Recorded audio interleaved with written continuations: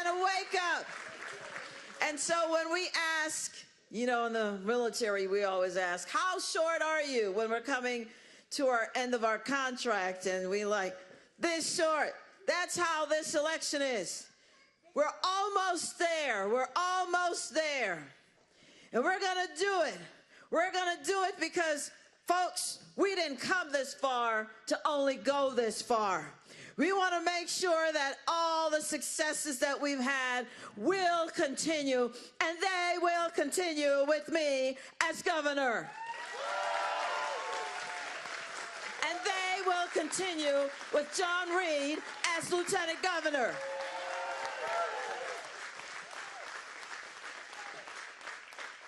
And what are we going to do if we don't get our wonderful delegate in? We must get our delegate in, and they will continue with him.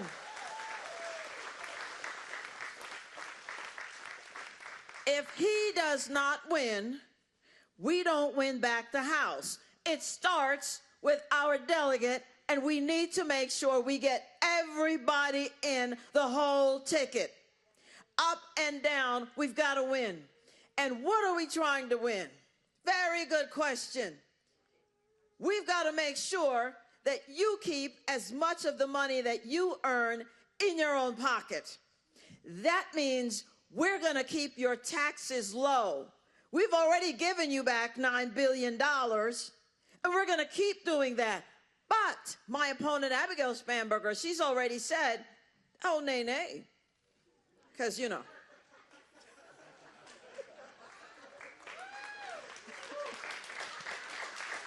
You have to forgive me. You see, I'm all dressed up because I just came from the Senate, where we speak in very old English terms. And, you know, it kind of gets out of you a little, you know, you got to work it out. And, we'll say, for example, for what purpose does the senator from Eastern Fairfax County rise? And he'll say, I rise to speak to the bill, Madam President. And I'll say, the senator may say on. You see what I mean? So it's kind of nay. I got to work it out of my system. Listen, you got to have fun in this job. Otherwise, you know, it'll drive you to drink, I think. Listen, my opponent, Abigail Spanberger, has already said that she's going to tax you more. Believe her. That's what her party does. Always the Democrats will tax you more. We don't have to look any further than Maryland, where Marylanders were left with a $3 billion budget surplus by a Republican governor. But of course, that's what we do. We had a $10 billion surplus so far since we've been in office.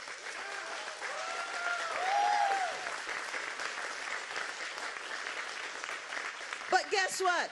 In Maryland, folks, with a Democrat governor, they are now, he's only been in office 2 years, they are now $3 billion in the hole. In the hole. And guess what he did to plug that hole? Did he cut government programs that are not working because you already have 10 of them, and my God, 10 of them we don't need because this 5 are doing just fine and those are just wasting the taxpayers' money? Did he do that? No. He kept all those programs and added some more, and then he taxed the people, taxed the Marylanders. And here's the problem. Some of those people, he couldn't have taxed them until the Democrats in the legislature agreed to it. And Democrats control the whole shebang there.